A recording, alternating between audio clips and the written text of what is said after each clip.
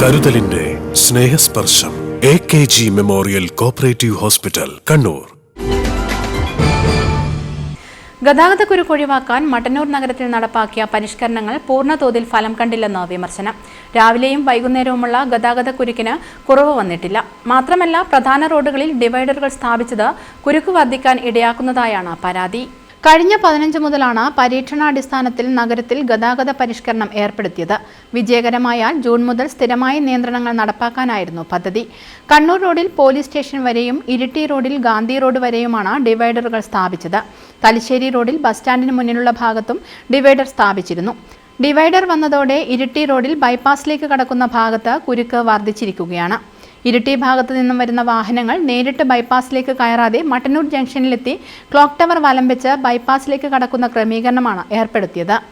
ഇരുവശത്തുമുള്ള വാഹന പാർക്കിംഗ് കൂടിയാകുമ്പോൾ ഇരിട്ടി റോഡിൽ ഗതാഗതം പ്രയാസകരമാകുന്നുവെന്നാണ് പരാതി ഉയർന്നത്. റോഡ് മുറിച്ചു കടക്കാനും യാത്രക്കാർ ബുദ്ധിമുട്ടുകയാണ്. കണ്ണൂർ റോഡിൽ ടൗൺ ജുമാ മസ്ജിദിന് മുന്നിലും താൽക്കാലിക ഡിവൈഡറുകൾ സ്ഥാപിച്ചെങ്കിലും പിന്നീട് എടുത്തുമാറ്റി. തലശ്ശേരി റോഡിൽ ബസ് സ്റ്റാൻഡിന് മുന്നിലുള്ള ഭാഗത്ത് സ്ഥാപിച്ച ഡിവൈഡറുകളും നീക്കം ചെയ്തു. ക്രമീകരണങ്ങൾ നടപ്പാക്കാൻ ആവശ്യത്തിന് പോലീസുകാരില്ലാത്തതും പ്രതിസന്ധിയാണ്. ട്രാഫിക് ഡ്യൂട്ടിയിലേക്ക് കൂടുതൽ പേരെ നിയോഗിക്കാനുള്ള അംഗബലം മട്ടന്നൂർ സ്റ്റേഷനിലില്ല.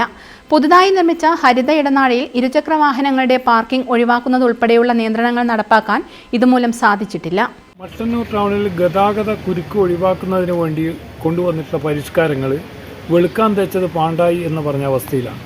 മട്ടന്നൂർ ഇരിട്ടി റോഡിൽ കാൽനടക്കാർക്ക് നടന്നു പോകാനോ വാഹനങ്ങൾക്ക് സുഗമമായി കടന്നു പോകാനോ സാധിക്കാതെ മണിക്കൂറുകളോളം റോഡ് ബ്ലോക്കായി കിടക്കുന്ന അവസ്ഥയാണ്.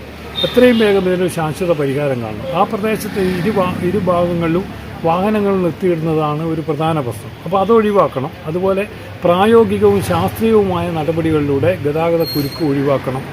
സ്കൂൾ തുറന്നതോടെ നഗരത്തിലൂടെയുള്ള വാഹനങ്ങളുടെ എണ്ണം വീണ്ടും വർദ്ധിച്ചു. അമ്പലം റോഡിൽ വൺ വേ സംവിധാനം ഏർപ്പെടുത്താനും തലശ്ശേരി റോഡിൽ ഇരുവശവും വാഹനങ്ങൾ നിർത്തിയിടുന്നത് നിയന്ത്രിക്കുവാനും സർവകക്ഷി യോഗത്തിൽ തീരുമാനിച്ചിരുന്നു. ട്രാഫിക് റെഗുലേറ്ററി കമ്മിറ്റി ശനിയാഴ്ച വീണ്ടും യോഗം ചേർന്ന് ക്രമീകരണങ്ങൾ വിലയിരുത്തും. News bureau, Mattannur. Madhurag gold and diamonds, Madhurag building, Kannur road, Chakkarakal.